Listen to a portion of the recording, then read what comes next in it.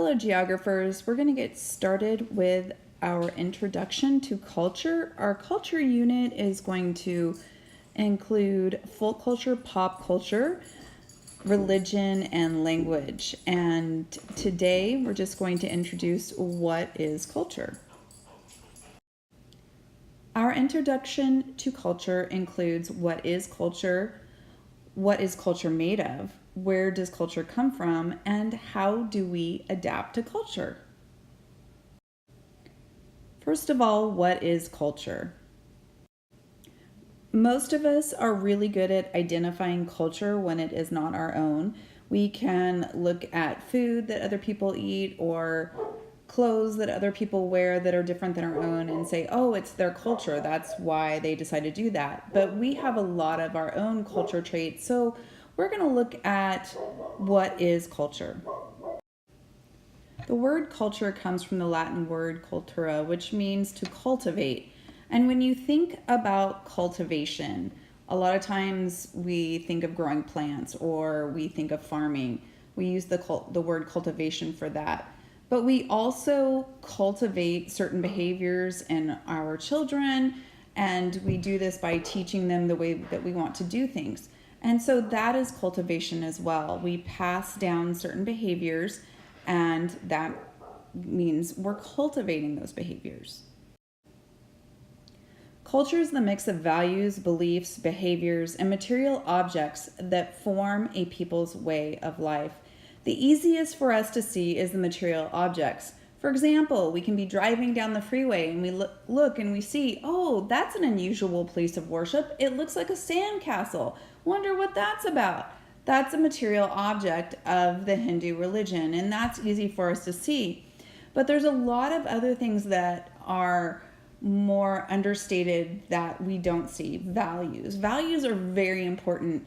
For example, in America, freedom is one of our values, and most Americans cherish freedom, and we have an expectation of freedom. Beliefs are also part of that. Just they can be belief in concrete, in science. They can be belief in a God and faith. There's a lot of different beliefs that are part of culture. And then behaviors, things that we do. So what is the appropriate behavior in particular situations? Well, that's part of our culture. I want you to think about the culture of your classroom, whatever classroom, and maybe think about how the culture in different classrooms change. You go to one class and the expectations are set at one level. You go to another class, it has completely different expectations. I know the culture in my second period class is very different than my fourth period class.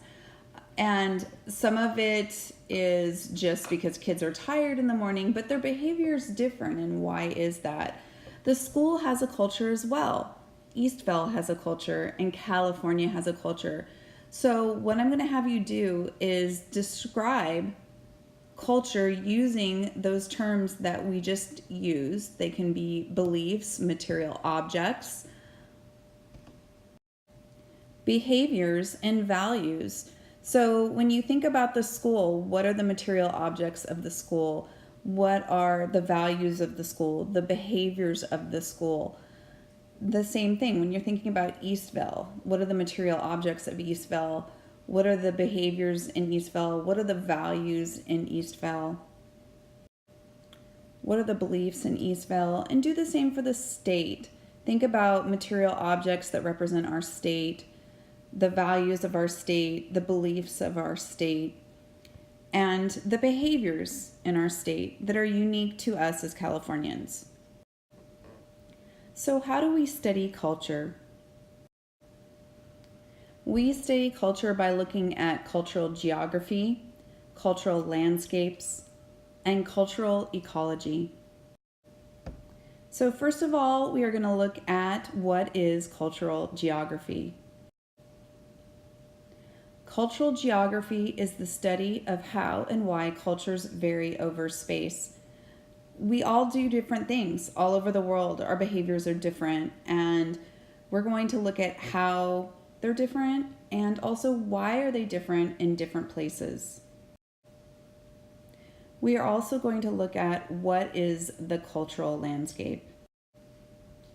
Cultural landscapes are places that reveal a society's cultural identity through nature as well as through architecture and artifacts. Architecture is buildings, artifacts are items like furniture or pottery or clothes. There are 4 types of cultural landscapes.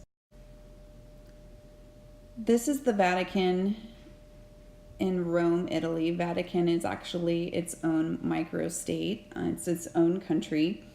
And it has a designed landscape, consciously designed to embody the cultural ideals of the designer. So taking a look at this picture of the Vatican, what do you think that they were trying to embody in their design? You might look at the statues, you might look at the formality of the design, you might look at how it's in a circular pattern, maybe that signifies unity. There's different things in the design that mean different things to the people who participate in that culture. So this is Adobe in New Mexico, and we would consider this vernacular landscape. It's a landscape that comes about through the use of people over time. So no architect sat down and thought, oh, well, these people would like houses that look like this, and this fits their personality, and this fits their culture. Oh, no. They lived in the land and designed this landscape as they lived there, and they designed it themselves based upon the materials that they had and what worked for them. So in that type of situation, that would be vernacular landscape. This is Gettysburg, Pennsylvania. This is a very important historical site for the United States. The Battle of Gettysburg was the turning point in the Civil War. And places all over the world have historic landscapes that are important because of particular events, activities, or people. Now, this is the Ganges River in India. This is a very important river. It's an important river for commerce. It's an important river for the Hindu religion. It is considered an ethnographic landscape, which is a landscape that contains both natural and cultural resources important to a certain group of people. Okay, the last thing you're going to do today is locate and describe a cultural landscape that is important to you, and what kind is it. So since it is baseball season and we are in the playoffs, and there may be some Dodgers fans in the listening crowd, you might think of the Dodger Stadium as very important to you. Maybe your family likes to go to Dodger games. Maybe you wear Dodger gear. Maybe that's something that has a lot of cultural significance to your family.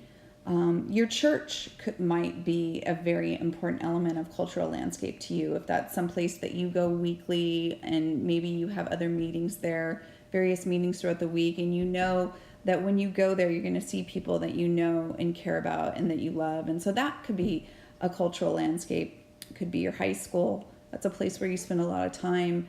And that could have a cultural landscape as well. So I want you to locate something and describe a cultural landscape that is important to you, and try to identify what kind it is. Is this landscape you're thinking of designed, vernacular, ethnographic, or historic?